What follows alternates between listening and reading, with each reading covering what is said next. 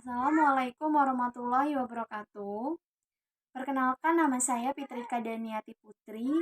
Saya berasal dari Kota Bandar Lampung, Provinsi Lampung. Di sini saya akan menyampaikan apa yang saya dapatkan setelah saya mengikuti kelas bicara Akademi Indonesia untuk jago public speaking. Nah, ada 3 hal yang harus kita pelajari, kita pahami, dan kita praktikkan agar kita bisa menjadi pembicara yang hebat atau bisa jago public speaking. Nah, 3 hal ini itu disebut dengan 3 golden rules. Nah, 3 golden rules ini terdiri dari yang pertama itu ada message. Message ini adalah bahan atau materi yang sudah kita buat. Yang kedua, ada messenger. Messenger ini bagaimana cara kita menyampaikan materi yang telah kita buat tersebut. Nah, yang ketiga ada metode. Nah, metode ini adalah bagaimana cara kita untuk menyampaikan materi tersebut menggunakan metode apa gitu.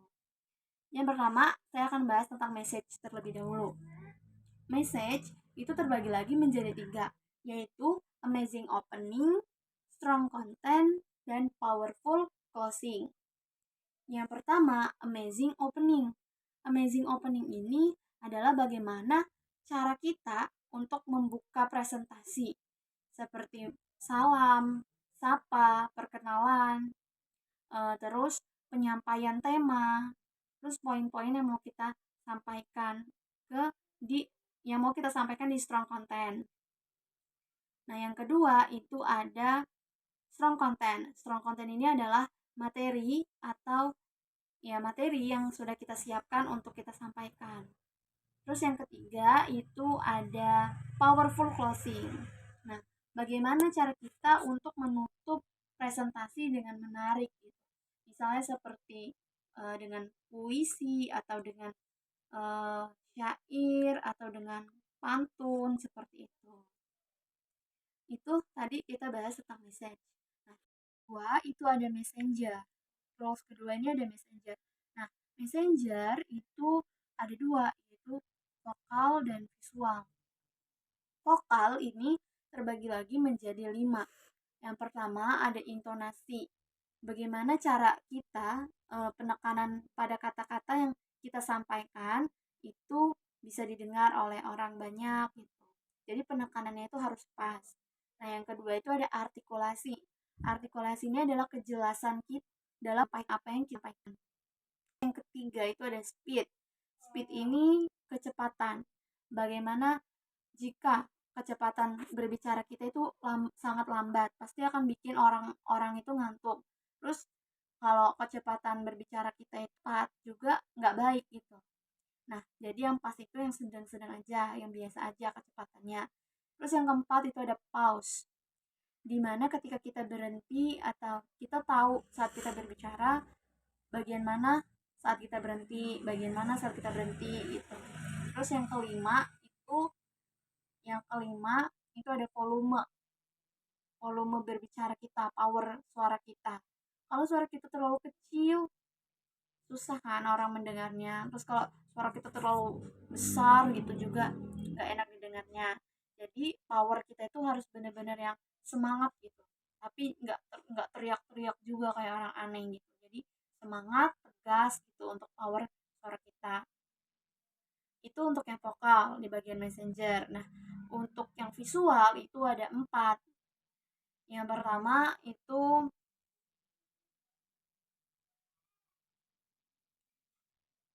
yang tadi kan vokal, sekarang visual. Visual itu ada 4.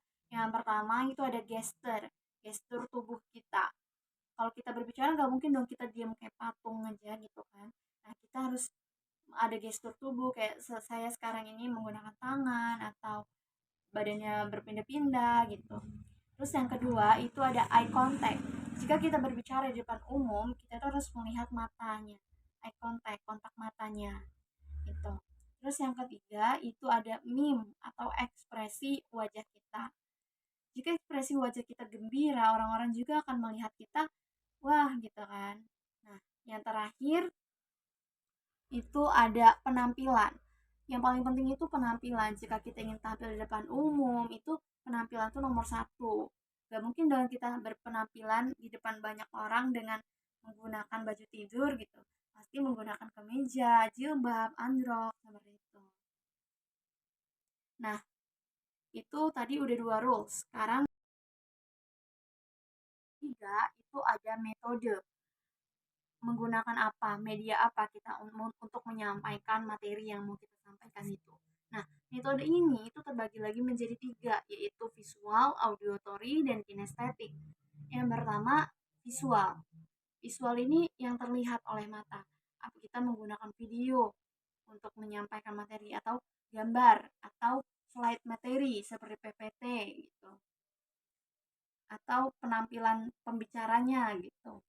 Terus yang kedua itu ada yang auditory. Penyampaian materi kita itu menggunakan musik atau menggunakan puisi, pokoknya yang audio gitu ya, auditory yang bisa bikin orang-orang itu tertarik untuk melihat materi kita gitu. Akhir dari metode ini itu ada kinestetik. Nah, kinestetik ini perasaan gitu ya, rasa. Kita berbicara di depan umum, mendengarkan orang yang berbicara pasti bosen gitu kan. Nah, kinestetik inilah itu seperti game gitu. Jadi di sela-sela ini ada game gitu kayak ice breaking gitu. Nah, ini tuh penting banget, orang-orang tuh bosen mendengarkan kita jadi senang gitu lihat audiens kita happy gitu. Nah, terus oke, itu aja. Jadi ada 3 rules, message, messenger, dan metode gitu. Itu yang saya dapatkan setelah saya mengikuti Bicara Akademi Indonesia dari pertemuan pertama hingga pertemuan akhir. Baik, terima kasih sebelumnya. Izin menutup. Assalamualaikum warahmatullahi wabarakatuh. Bye-bye.